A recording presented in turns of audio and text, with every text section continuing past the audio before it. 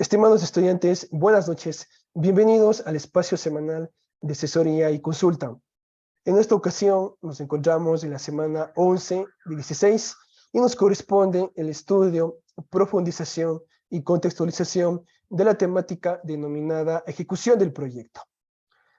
Para ello, en esta tutoría de aproximadamente 20 minutos, vamos a compartir importantes consideraciones teóricas, una breve síntesis de los contenidos que son objeto de estudio, que están indicados en el plan docente y que usted los puede extrapolar y sobre todo ampliar en el texto básico y guía didáctica. También le vamos a brindar algunas asesorías para fortalecer su autoestudio y recuerde que usted también puede plantear todas las preguntas o inquietudes que correspondan a la presente semana. Les saluda Juan Diego Guamán y a continuación me gustaría que me confirmen los 4 estudiantes que se han conectado si están pudiendo observar el recurso que estamos compartiendo en este preciso momento. Vamos a esperar unos segundos para que se cargue.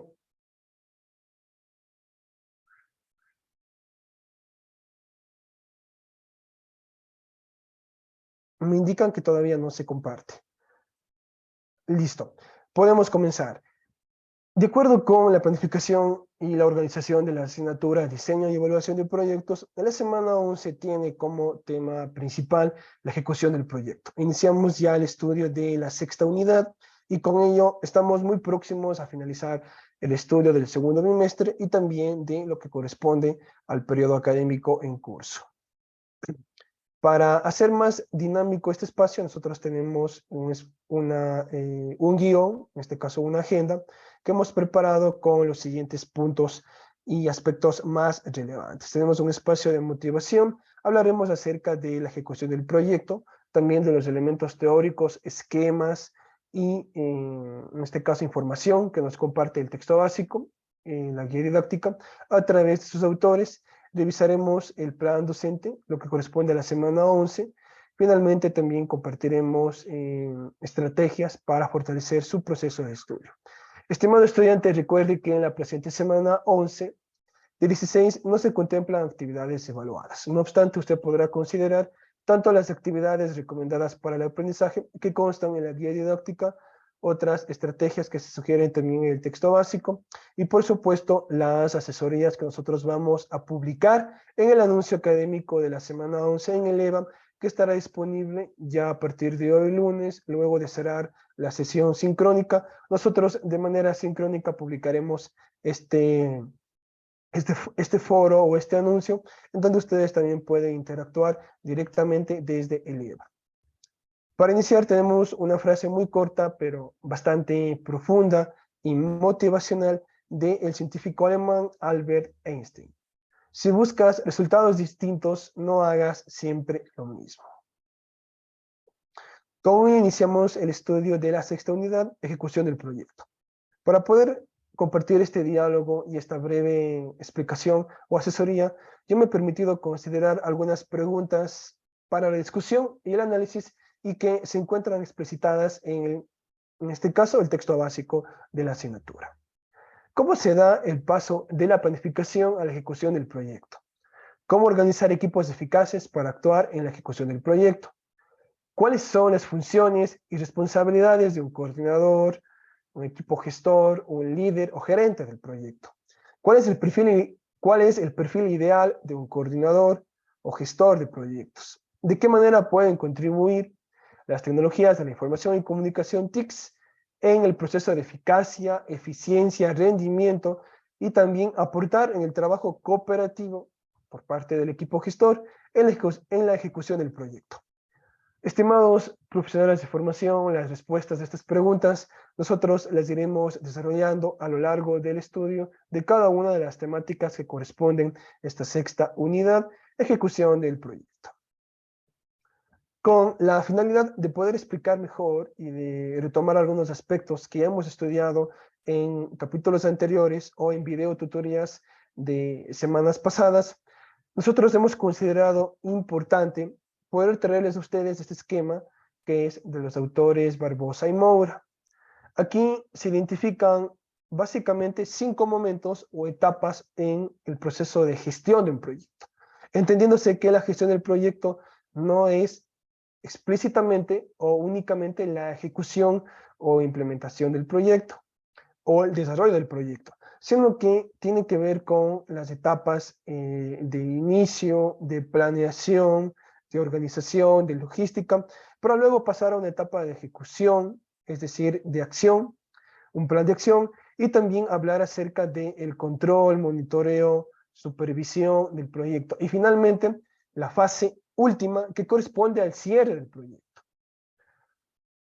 Si nosotros recordamos, la planificación debe iniciar a través de el proceso de establecer el concepto de proyecto, determinar las actividades, tareas, responsabilidades, recursos, cronogramas y también la temporalización y en este caso los rubros o costos.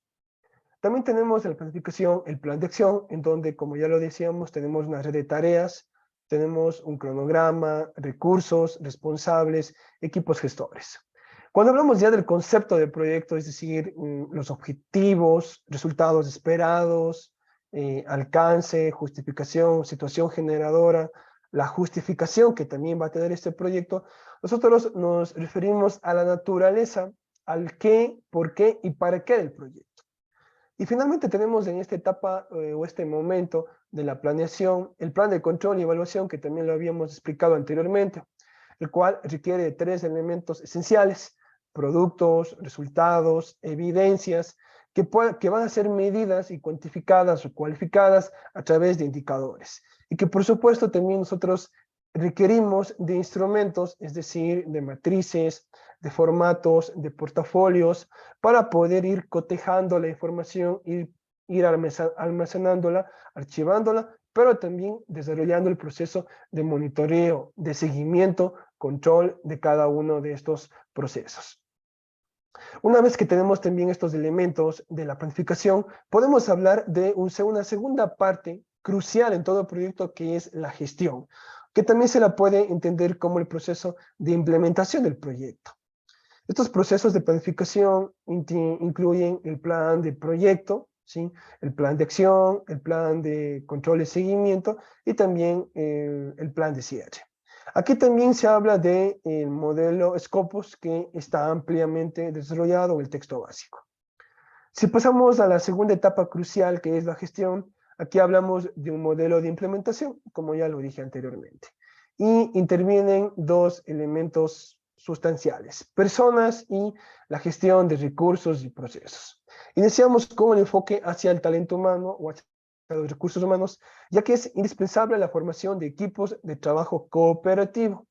Tome en cuenta que la asignación de roles, responsabilidades o competencias debe ser siempre en función de los perfiles, es decir, las capacidades, las habilidades que van a tener estas personas que son responsables de diferentes etapas, procesos, procedimientos, actividades durante el ciclo de vida de un proyecto. Que también es importante los momentos de formación, de capacitación, de el uso y dominio de nuevas herramientas, el contacto con expertos y también las atribuciones, en este caso, o competencias que el equipo gestor, los líderes, le van a asignar a cada una de estas personas. Asimismo, tenemos en el otro extremo a la gestión de recursos y procesos. Aquí tenemos las acciones gerenciales, es decir, las disposiciones, el proceso de jerarquización y de organización y división de las tareas, actividades. Debe caracterizarse por 3 elementos o 3 principios básicos en toda la gestión de recursos y procesos: coordinación, comunicación y cooperación. Con respecto al modelo de implementación, ya en la parte final, nosotros indicaremos que es importante la organización orientada a la ejecución, es decir, hacia la generación del resultado esperado, el producto que se ha planificado y sobre todo la consecución, la medición de los objetivos específicos que son parte de mi proyecto. De igual manera existe aquí un modelo gerencial, es decir, un modelo de jerarquización, un modelo de administración, un modelo de monitoreo, de delegación, de cada una de las tareas y actividades. Y también se habla de la cultura organizacional, aquella cultura que tiene que ver con la distribución, la asignación, la toma de decisiones y sobre todo también las habilidades blandas. Y finalmente hablamos ya del proceso de ejecución y control, que estaría dentro de todo lo que es la gestión del proyecto.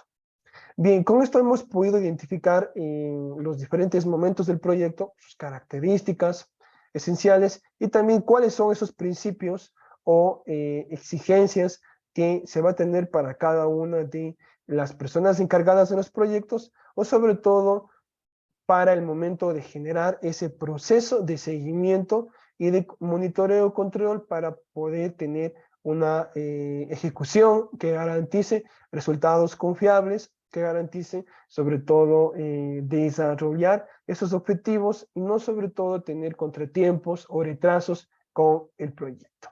Ahora bien, vamos a hablar acerca de los modelos de organización para la ejecución de proyectos. Según los autores Barbosa y Moura, ustedes se van a dar cuenta que tenemos tres modelos. El primero de ellos es el funcional. Aquí el proyecto utiliza de manera preponderante a personas y estructuras funcionales ya existentes, tales como direcciones, departamentos, sectores, pueden también ser áreas, etcétera. En esta forma de organización, el proyecto se circunscribe a las personas del mismo sector, es decir, que no se requiere la intervención de terceros, de la comunidad, del entorno o de expertos. El modelo de organización orientado a los proyectos plantea aquí que existan organizaciones que solo trabajen con proyectos y que necesitan formar equipos específicos para poder alcanzar sus objetivos. Cada equipo asume un proyecto cada vez, es decir, existe ya una delegación, un modelo gerencial, una distribución, una asignación previa. Y en estas organizaciones, las actividades funcionales solo existen para dar apoyo a los proyectos que se ejecutan. Es decir, que no va a haber improvisación, no van a haber cambio de tareas o actividades, no va a haber reformulación de objetivos en este tipo de modelo para la ejecución y organización de los proyectos. Y finalmente tenemos el modelo matricial, que me parece bastante interesante. En este modelo, por su parte, los participantes en el proyecto pertenecen a diferentes sectores, ¿sí? Aquí incluso podríamos hablar de multidisciplinaridad o interdisciplinaridad, pudiendo incluir a participantes externos y se remiten a varias organizaciones, perdón, a varias coordinaciones, en este caso direcciones, equipos, áreas, subáreas, que están encargadas de cumplir una determinada función, ¿sí? Con una hoja de ruta, con una especificación técnica del alcance de sus competencias y funciones, siendo necesario administrar una red de relaciones creada con nuevas interacciones de autoridad-responsabilidad. Es por ello que nuevamente hablamos aquí también de un proceso gerencial administrativo. Muy bien, estimados estudiantes, tenemos ahora las ventajas y desventajas o inconvenientes que pueden presentar estos tres modelos al momento de la ejecución y yo diría la logística, la organización de los proyectos. Cuando hablamos de una organización funcional, las principales ventajas son que los equipos ya se encuentran organizados, o sea, ya se conocen, un sistema administrativo que también se puede reutilizar, disponibilidad inmediata del personal, eficiencia en la atribución de tareas y sobre todo claridad en el proceso gerencial de la autoridad. ¿Cuáles son las problemáticas que se pueden presentar? El aislamiento del proyecto, es decir, que este proyecto no tiene conexiones con otros proyectos, con otras áreas de la empresa o de la institución o del equipo gestor. Los recursos son limitados porque en realidad son destinados para un único proyecto. Hay procesos un poco más formales, más burocráticos, de escritorio, de oficina. La atención también es reducida al proyecto, es decir, solo se enfoca básicamente en los fines del proyecto, no va a existir una forma o una posibilidad de poder generar otra vinculación con el mismo proyecto y que enlace a otros sectores o áreas. La influencia también de la cultura departamental.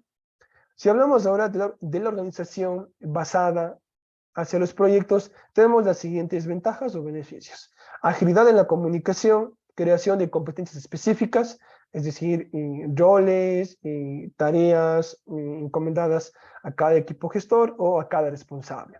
Prioridad y atención centrada en el proyecto, claridad en la autoridad sobre el proyecto, es decir, no va a existir, en este caso, un proceso en donde se subroguen las funciones, porque en este caso ya va a existir un plan de contingencia para estos procesos. ¿Cuáles son las principales problemáticas o inconvenientes? Duplicación de esfuerzos, ¿no? Es decir, múltiples proyectos, porque aquí pueden repetirse las tareas para diferentes personas que pertenecen a diferentes proyectos que están trabajándose de forma simultánea. Incertidumbre y ansiedad al finalizar el proyecto. Habrá proyectos nuevos, no se sabe, porque eso va a depender de cómo se cierre ese proyecto. La aparición también de ciertas rivalidades internas o conflictos o roces que por lo general se puede dar. Y finalmente, la dificultad del retorno al modelo funcional. Es decir, que cuando ya se implementa este modelo, lógicamente se constituye un reto, un desafío para el equipo y los participantes en el proyecto poder regresar al otro modelo que vimos anteriormente. Y finalmente, si hablamos del modelo de organización matricial, tenemos de igual manera algunos beneficios. Foco definido en el proyecto, es decir, o sea, no va a haber espacio o posibilidad a interpretaciones erróneas o que no correspondan al proyecto que se está desarrollando. Flexibilidad de la formación de equipos, es decir, los equipos van a ser, como les decía, multidisciplinares, puede haber también rotación, adaptación para gestionar las necesidades, es decir, la parte de igual manera de flexibilidad, de contextualización, oportunidad para que el personal se desarrolle. Esto es cuando adquiere nuevas competencias al trabajar en otro grupo, en otro equipo y aporta sus conocimientos, pero también también aprende de sus demás colegas o compañeros del equipo, comisión o personal de trabajo. Y finalmente también insistimos en la capacidad de adaptación al cambio. ¿Cuáles son las principales desventajas? Conflictos entre la gestión funcional y el proyecto. Resistencia para finalizar trabajos de equipo, ¿sí? Esto es sobre todo por las rotaciones que pueden haber, por los cambios y ajustes. Relaciones complejas de mando y autoridad, claro, porque si siempre hay movimiento en los equipos, también va a haber movimiento en los diferentes líderes o coordinadores o subcoordinadores por el caso de las comisiones. Sistema complejo de reconocimiento y evaluación de personas. De igual manera, pues no se va a poder tener una visión real o datos bastante exactos de cuál mismo ha sido el desempeño o rendimiento de una persona, si es que han existido cambios y ajustes en los procesos. Bien, estamos en la parte final, estimado estudiante, y tome en cuenta que para que los participantes puedan contribuir de forma eficiente al proyecto, es necesario que reciban información en forma y cantidad adecuada con respecto al trabajo que se espera de ellos, ¿sí? Es decir, que se describa, se especifique sus competencias, alcance, de forma clara. En este sentido, cada miembro del equipo debe recibir por escrito, aquí según Baker, la siguiente información: el sumario ejecutivo con la descripción general del proyecto, sus objetivos, plazos y marcos más representativos para su accionar o para su desempeño. Las funciones, actividades y tareas atribuidas a cada miembro y formas de contacto, es decir, sector en el que trabaja, dirección de correo electrónico y teléfono. Cuando hablamos del sector en el que trabaja, nos referimos al área o departamento de la empresa o institución educativa. Y finalmente, el tercer documento, en este caso escrito, que debe recibir cada miembro, son los procedimientos administrativos, es decir, un flujograma y protocolos que se deben tener en cuenta durante el proyecto. Por ejemplo, formatos para informes, formularios, impresos de control y otros documentos que sean oficiales para estos procesos. Bien, continuamos ya en la parte final también. En esta 11ª semana nos corresponde el estudio de liderazgo y estilos de gestión en el proceso de ejecución de proyectos. Aquí vamos a hablar del estilo de gestión, en este caso que es democrático. Su acción promueve la participación de todos mediante el consenso, la escucha de las personas, valoriza las aportaciones, promueve una amplia participación y reconoce, recompensa el buen rendimiento y raramente hace el uso de amenazas y castigos. Como ustedes se dieron cuenta, este estilo de gestión democrático es muy importante y sobre todo necesario en el campo social, en el campo educativo. No obstante, también puede ser válido y sobre todo útil en otros campos o ámbitos de la gestión de los proyectos. El modelo o estilo de gestión directivo. Este procura crear una visión a largo plazo y establecer directrices.